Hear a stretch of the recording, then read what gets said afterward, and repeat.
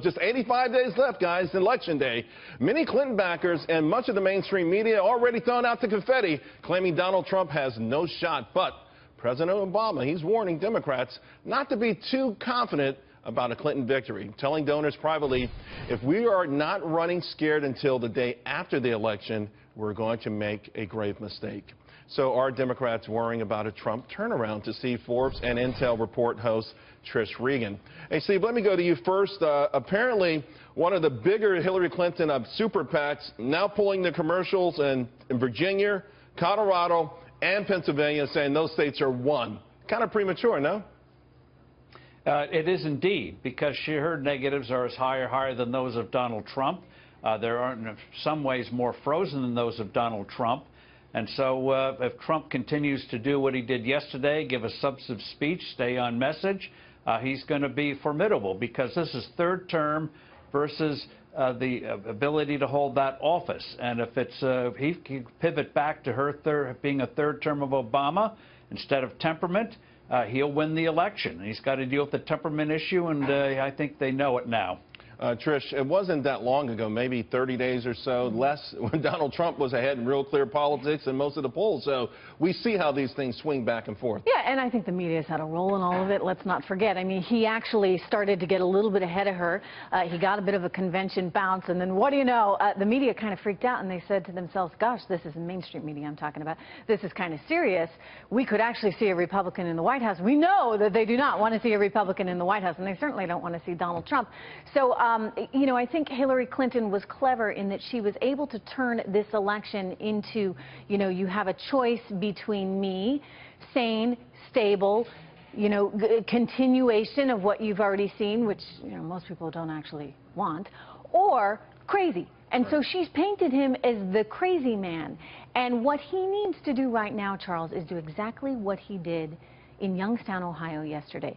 Get up there, just the facts. This is the situation we are in, this terror attack, that terror attack. It continues to happen. We need to fix it. If he can sell policy as opposed to all the other stuff, sure, he's got a good shot at turning these things back around. There's no doubt about that, and I think because of the temperament thing, it actually overshadows the economy, terrorism, and all the other things that are absolutely in Donald Trump's wheelhouse that he's still outpolling Hillary on, but he should be up even a lot more. Right, because the media loves to talk about what is the thing that he said that was most outrageous the other day, instead of actually talking about state tax policy, which we desperately need to actually fix this economy. So ironic that because he is so open and allowing the press to talk to him all the time, that they set him up so often, where Hillary hasn't had a press conference in almost 300 days. I want to shift topics for a moment, guys, because Aetna showcasing Obamacare problems, the insurer pulling out of all the exchanges. They're only going to be in 4, and they're blaming heavy losses for the retreat. Steve,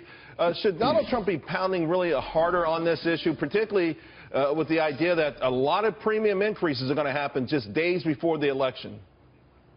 Absolutely. He should do a speech like he did yesterday, or on the economy, on health care. This is a very emotional issue. People are no more happy with Obamacare than they were 5 years ago. And one of the surprises, Charles, is how little this issue's been discussed.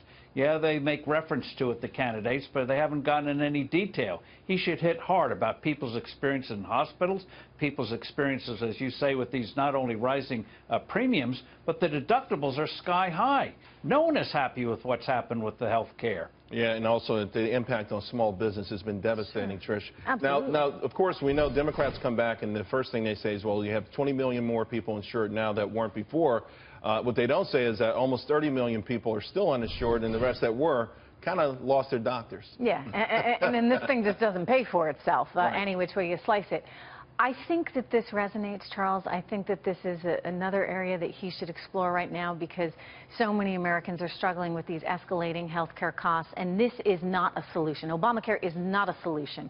We need a solution to actually really try and help as many Americans as we can, but this is not it. Right. And so I think he can hit that. I think he stays on the economy, stays on national security, and if he does all of these things well and really just zeroes in on this policy, which I keep saying is so important to Americans right now, then he's actually still got a shot in these last 85 days. Steve, it always comes down to the economy, and Donald Trump, again, everyone does believe the billionaire businessman can deliver, and I think Trish is right. He's just got to articulate that perhaps over and over again to the point where it sounds like a broken record, but it starts to make inroads. Hey, it won Bill Clinton the election way back in 1992, and the thing to keep in mind is 70% of the American people feel the country's on the wrong course, and that's what Trump has to tap into, make that the issue, not himself. Can I just also say, I mean, it's the policy, right? I mean, if you can just divorce the person, the candidate, both candidates, from the actual policies and look at the policies straight on in a blind taste test, what you're going to find is one is better for business and economic growth than the other. And that, frankly, it's, you know, and I can say this as a business reporter, lower taxes, less regulation will help grow our economy, period. End of story. Not even debatable. Go look at any Econ 101 textbook. And that's what he's promising. So at least on the economic front, it is a better message. He needs to stay on it. Blind taste test. Something tells me that might be a commercial. It could be a great one. Thanks a lot, guys. Appreciate it.